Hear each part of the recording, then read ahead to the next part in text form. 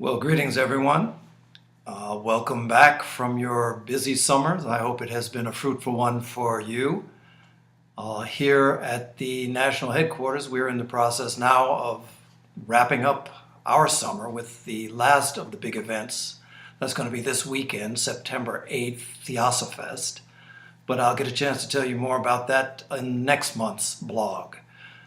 Probably most of you know that during the course of the summer, the big event here at the national headquarters tends to be our own summer national gathering. Obviously, my last blog, I told you a little bit about that, but this year was a little bit different in that we had committed to and we were hosting the International Theosophy Conference, which took place August 8th until the 12th of this year, August 9th until the 12th.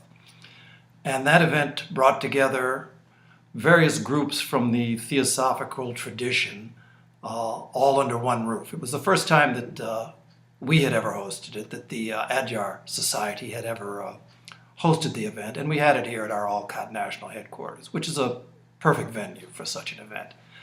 It turned out to be really, really a lovely get-together. Various groups from the Theosophical tradition, including the United Lodge of Theosophists, our own Crotona School, of course the Adyar section of Theosophical Society in America, Point Loma group. Actually, more than 20 people came over from the Netherlands with the Point Loma group, Alexandria West, and a number of other different groups that have grown up all from the original route that began with Blavatsky. That was here.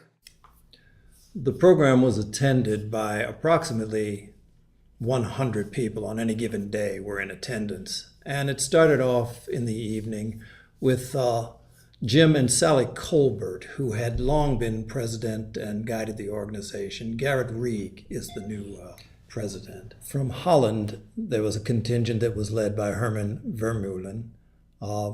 Fully 20 people came from the Netherlands.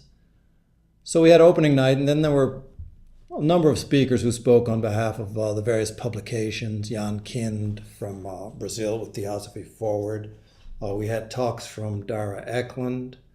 Our own Richard Smoley spoke about the Quest magazine. And then there were a number of other talks that were given. The UN, Juan Carlos Murillo, came and spoke about cycles, as did Henk Bessemer, who came from the Point Loma group, also from Holland. Then, of course, there was Janet Kirshner, who was our archivist, and she and Pablo had a chance to present the TS Wiki program, and it was very well received. We also had Jerry Hedge Eakins and Michael Gomes, both of them noted historians. Jerry has quite an archive. So for all of us, it was an opportunity not only to hear some very, very wonderful talks, of which there were many, quite profound from a variety of different points of view, and from some very accomplished and engaging speakers, people who've spent a lifetime studying. But even more so, it was a time to make new friendships, when people could just get together and talk and share experiences and share things that had been of meaning to all of us in our various sorts of approaches to theosophy. People came from quite a wide range of backgrounds, all the way from Brazil, Holland, as far away as Zambia in southern Africa. The breakout groups were always quite lively and also at times intense, as would be expected of a time like this. And in true theosophical fashion, the thing that theosophists seem to love as much as listening and talking is, of course, eating. And we shared and broke bread together on numerous occasions and dined quite sufficiently. We also had an opportunity to celebrate HPB's birthday on August 12th with a birthday cake, which was provided for us by Diane Stillwell. Had a lovely portrait of HPB right in the center of it. The activities wound up with Nalini Iyer, Michael Gomes, and myself doing a panel all involved with global spirituality. And then on the final day, we all went on a cruise, a historic cruise of Chicago's architecture. Just a chance to really relax. Had the perfect weather, the perfect day. Quite a fitting way to end up a beautiful time together with people from across traditions and from across the world.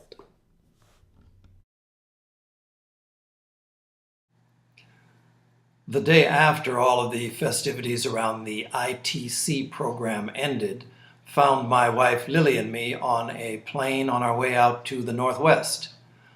Specifically, we were headed toward Camp Indralaya, which is on the lovely Orcas Island in the San Juan Island chain out in Puget Sound, just off the coast of the state of Washington. For those of you who have never had the opportunity to actually be there, I suggest that at some point you just figure out a way to get there for a program or really any reason will do. It is an absolutely beautiful place in this world. It has been a theosophical camp for 85 years now and has been an example of the possibilities for community that has existed in a very functional way over all of this time. The specific program I was there for is something called Connections, which occurs every year. It's about 70 people that attended, and the way the program is described is very accurate, and they talk about it as this. It's a program that involves work projects, lively discussions, meditation, community campfires, and playtime. Now, to me, that sounds like the way life ought to be lived. And in fact, when you're there, that's exactly the way it does function. My role in this program was the lively discussion part. And through no fault of my own, it actually was lively, and there was a great deal of discussion.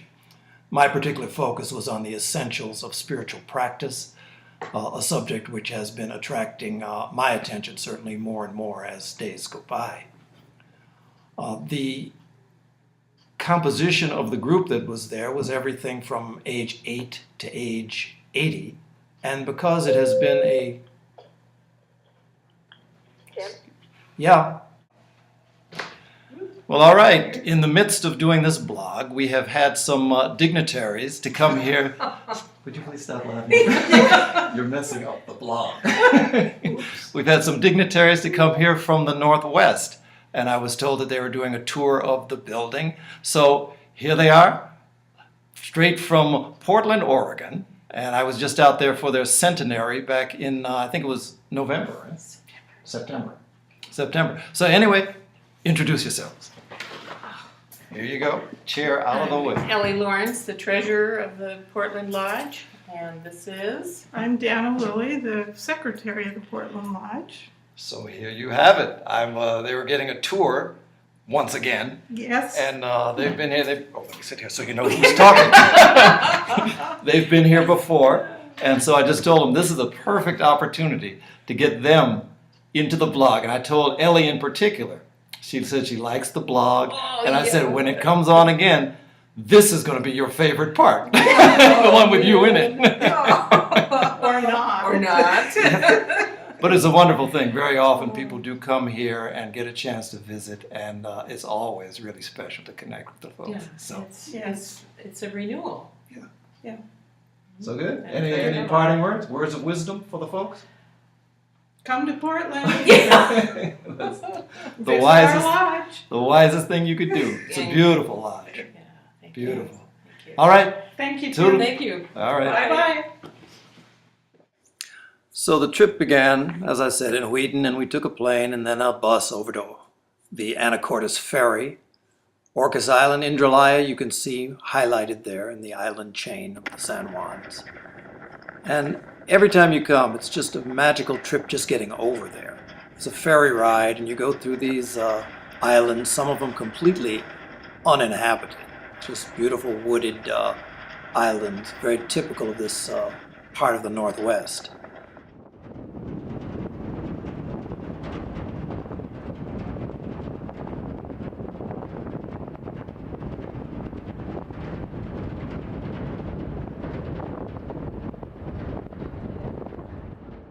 When you arrive at Indralaya, what you find is a beautiful wooded land set right on the East Sound.